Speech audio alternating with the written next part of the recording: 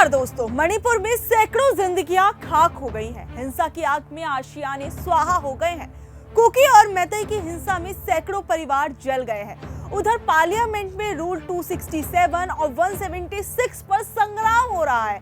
देश के उत्तर पूर्वी राज्य मणिपुर में बीते 2.5 महीने से ज्यादा हो चुके हैं और हिंसा जारी है, जिसको लेकर संसद के मानसून सत्र में दोनों सदनों में हंगामा हो रहा है। इस हंगामे के बीच राज्यसभा सांसद संजय सिंह को पूरे सत्र के लिए निलंबित कर दिया जाता है, सिर्फ और सिर्फ इसलिए कि मणिपुर पर सवाल पूछा जा रहा है। जिसके बाद संजय सिंह संसद परिसर में ही इंडिया के सांसदों के साथ धरने पर बैठ गए और केंद्र सरकार को चैलेंज किया। मणिपुर में जारी हिंसा के बीच पीएम मोदी से लगातार ये मांग की जा रही है कि वो संसद में आए और बयान दे। पूरा देश इंतजार कर रहा है कि पीएम मोदी कब मणिपुर में देश को जवाब देंगे। लेकिन सवाल यहाँ ये है, जिनसे जवाब मांगा जा रहा है वो क्यों ओट के पीछे छिपे जा रहे हैं। मणिपुर हिंसा पर संसद में आज भी संग्राम रहने के आसार पूरे हैं।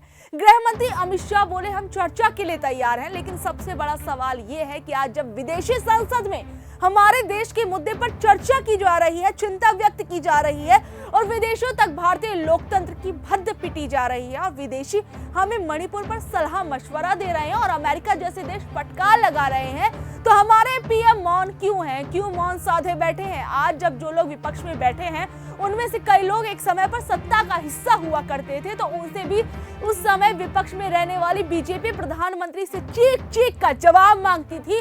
तो प्रधानमंत्री मनमोहन सिंह को भी जवाब देने के लिए संसद में आना पड़ता था, संसद में जवाब देना पड़ता था, क्योंकि ये उनकी जवाबदेही थी, जिम्मेदारी थी, उनका कर्तव्य था। तो आज क्यों पीएम चुप है, आज क्यों वो चुप्पी साधे बैठे हैं। वहीं आपको बता दूं कि पीएम मोदी जो है भले मणिपुर पर कुछ बोले या ना बोले, बीजेपी की जो बैठक हुई उसके बाद उन्होंने ये बात भी सामने आई। उसमें उन्होंने ये कहा कि जो ये इंडिया का गठबंधन है उसकी तुलना उन्होंने ईस्ट इंडिया कंपनी से कर दी है।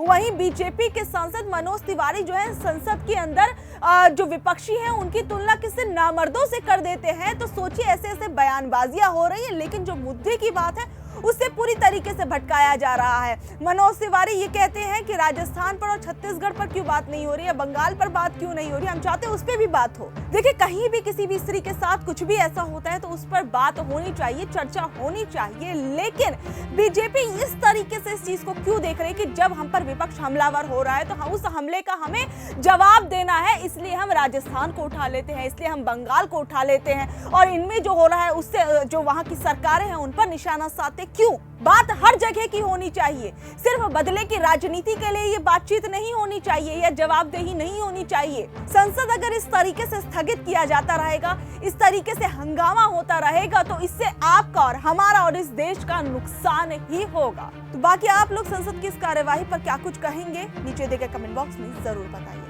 इसी के साथ हमारे इस चैनल को लाइक, शेयर और सब्सक्राइब करना बिल्कुल ना भूलें और नीचे दिए गए बेल आइकन को भी जरूर दबा दें ताकि आने वाले नोटिफिकेशंस जो है आप तक पहुंचते रहे। धन्यवाद।